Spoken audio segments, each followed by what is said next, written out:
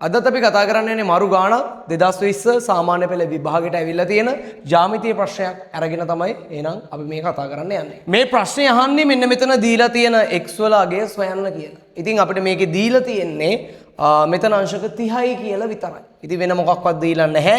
ඊට පස්සේ මෙතන අපිට දීලා තියෙනවා O කියන්නේ කේන්ද්‍රය කියලා. ඔන්න ඔච්චරයි. අපි ওই ටික පාවිච්චි කරලා මේ ගාන එනම් කොහොම හරි හදන්න ඕන. ඉතින් මේ ගානට අවශ්‍ය වෙන ප්‍රමේයවල ටික සුපුරුදු පරිදි මම ඔන්න වයිට් බෝඩ් එකේ ඉස්සරහා ලියලා තියෙනවා. ඔයාලට මේක දිහා බලාගෙන කියවලා තේරුම් අරගෙන ගාන හොඳට හදන්න පුළුවන්. ඉතින් අපි කෙලින්ම යමු ගානට.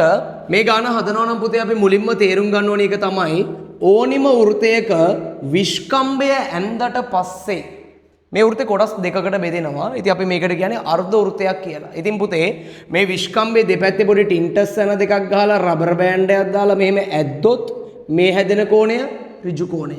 ඒක මෙතනට නෙමෙයි අපි වෙන තැනකට ඇද්දොත් ඒ රබර් බෑන්ඩ් එක එතනටත් හැදෙන්නේ ඍජු කෝණයක්. උඩ පැත්තට ගත්තත් ඒ හැදෙන කෝණේ ඍජු කෝණයක්. අපි කියනවා මේ අර්ධ වෘත්තයේ කෝණ ඍජු කෝණ වේ. අන්න ඒ ප්‍රමේයට අනුව අපිට පුළුවන් PR කියන විස්කම්භය දෙපැත්තේ යන දෙකක් ගහලා රබර් බෑන්ඩ් එකක් දාලා මෙහෙම ඇද්දොත් මෙන්න මෙතන කෝණය පුතේ අංශක 90යි ඒක ඍජු කෝණය. ඊට පස්සේ මේ PQR කියන ත්‍රිකෝණේ අභ්‍යන්තර කෝණ තුනෙන් අපි දෙකක් දන්නවා. මෙයා 30යි මෙයා 90යි. එහෙනම් මෙයා අංශක 60ක් වෙන්න ඕන. මොකද ත්‍රිකෝණයක අභ්‍යන්තර කෝණවල එකතුව අංශක 180යි. ඉතින් මෙයා 90යි නම් මෙයා 30යි නම් 180ක් සෙට් වෙන්න මෙහෙනම් මෙතනට අංශක 60ක් එන්න ඕන. ඊට පස්සේ අන්තිම ප්‍රමේය වෘත්තයක එකම ඛණ්ඩයේ කෝණ සමාන වේ. පොතේ මොකද්ද මේ වෘත්තයක එකම ඛණ්ඩයේ කෝණ කියන්නේ? මම මුලින්ම වෘත්ත ඛණ්ඩ කියන්නේ මොකද්ද කියලා කෙටියෙන් කියලා දෙන්නම්. මේක මේ ලස්සන්ට අපිට පොඩි පන්තිවල කියලා දීලා තියෙනවා. ඔයාලට මතකද දන්නේ නැහැ.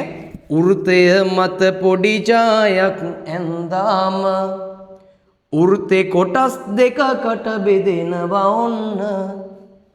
ලොකු එක මහ වෘත ඛණ්ඩෙ ලෙස ගන්න පොඩි එක සුළු වෘත ඛණ්ඩෙ ලෙස ගන්න. ඕනෙම වෘතයක ජයක් ඇඳගම වෘත කෑලි දෙකකට බෙදෙනවා. මේ ලොකු එකකට අපි කියනවා මහා වෘත ඛණ්ඩය කියලා. මේ පොඩි එකට අපි කියනවා සුළු වෘත ඛණ්ඩය කියලා. වෘත ඛණ්ඩයක් ඇදලා තියෙන්නේ ජායක් සහ ඡාපයකින් වට වෙලා. ඉතින් පුතේ මේ වෘත ඛණ්ඩේ එකම වෘත ඛණ්ඩයේ කෝණ සමාන වේ කියන එකේ තේරුම අපි මේ ජායේ දෙපැත්තට පොඩි ටින්ටස් යන දෙයක් ගහලා මේ මහා වෘත ඛණ්ඩයට විතරක් අපි මේම රබර් බෑන්ඩ් එකක් දාලා මේ එක එක විදියට ඇදලා බලනවා.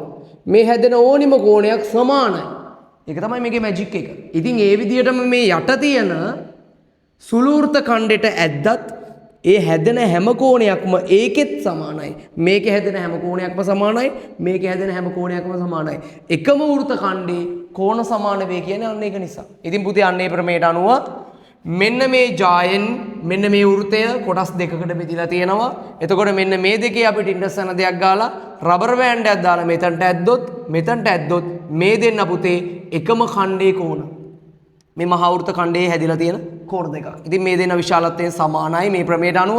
එන x වලගේ කෙලින්ම අපිට ගන්න පුළුවන් x සමානයි අංශක 60යි. ඉතින් මෙන්න මේ ප්‍රමේයන් තුනෙන් අපිට මේ ගාන හදන්න පුළුවන්. ප්‍රමේයන් තුන හොඳට භාවිතා කරන කෙනෙක් නම් ගණන් හදලා තප්පර 10ක්වත් යන්නේ මේ වගේ ගානක් හදන්න.